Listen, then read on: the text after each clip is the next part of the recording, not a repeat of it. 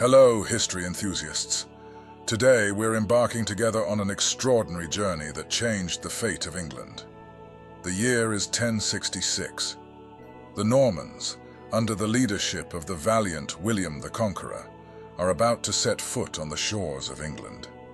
This marks the beginning of a transformative era, not just for an island, but for a culture, a legal system, and a social structure that will be completely altered.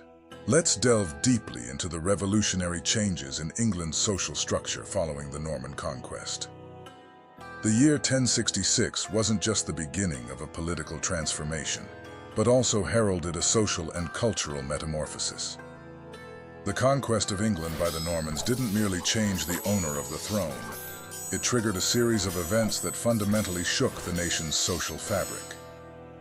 The Normans introduced their own cultural values, languages, and legal systems. This new order had profound and lasting effects on the Anglo-Saxon population. The feudal system introduced by the Normans enveloped society in a hierarchical structure. Lands were allocated to Norman nobles, relegating the Anglo-Saxons to lower tiers of this new regime. This transformation reshaped not just the relationships between social classes, but also the everyday lives, work habits, and cultural practices of the people. The destruction and change wrought by wars redefined England's social structure. Life in both rural areas and cities adapted to the new order brought by the Norman conquest. The events of this period laid the foundation for modern England. Let's dive deep into this transformative process and examine the impacts of the Normans on England more closely. This isn't just a story we read in history books. It's a living history that we can still feel the effects of today. We're diving into the profound transformations in law and governance that followed the Norman conquest of England, with a special focus on the iconic Domesday Book. After the Normans took over in 1066, William the Conqueror initiated an extensive survey to understand the wealth and resources of his new kingdom. The result was the Domesday Book, an exhaustive record providing an unparalleled snapshot of 11th century England. It cataloged lands, settlements, livestock, and even populations in remarkable detail. This document allowed William and his successors to govern the realm more effectively. The Domesday Book is also a testament to how legal and administrative practices were shaped post-conquest. Under the feudal system, the rights and responsibilities over lands and people were formalized through this document, marking a pivotal moment in English legal history and laying the groundwork for modern property law. But the impact of the Domesday Book wasn't limited to legal and administrative realms. It also profoundly influenced social classes and the economic structure. This snapshot of England's social and economic fabric provides invaluable insights for historians into the era. Such records are crucial for unraveling historical mysteries and understanding how our past was shaped. So, are you ready to explore what's hidden within the pages of the Domesday Book? It's not just a document. It's a living witness to an era.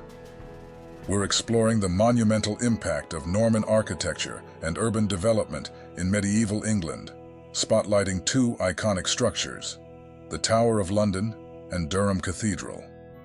Post-1066, the Norman conquest didn't just reshape England's political landscape.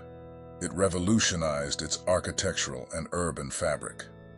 The Tower of London, initiated by William the Conqueror around 1078, stands as a testament to this transformation.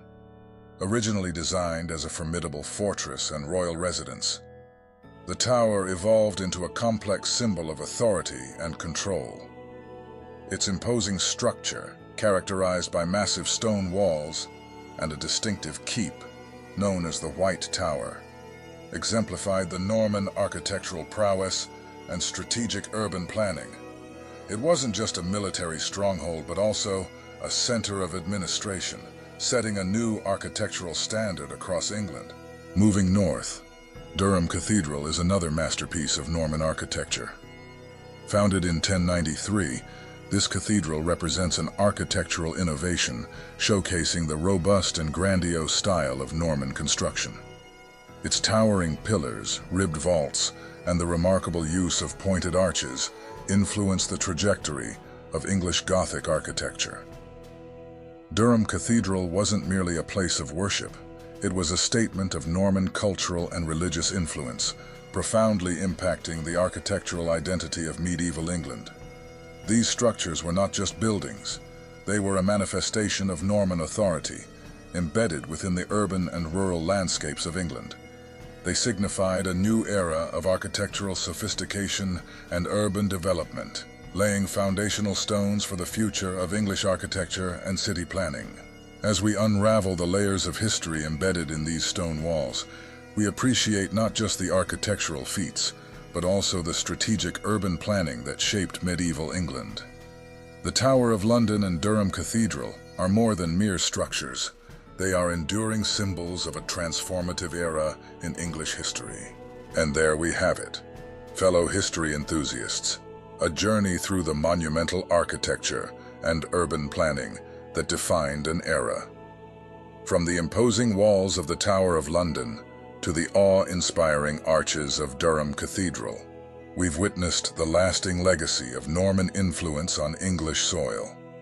These structures stand not merely as relics of the past, but as living testaments to the ingenuity and vision of medieval architects and planners. Thank you for joining me on this fascinating exploration. Don't forget to like, share, and subscribe for more deep dives into history's most intriguing chapters. Until next time, keep exploring, keep questioning, and keep the past alive. Farewell.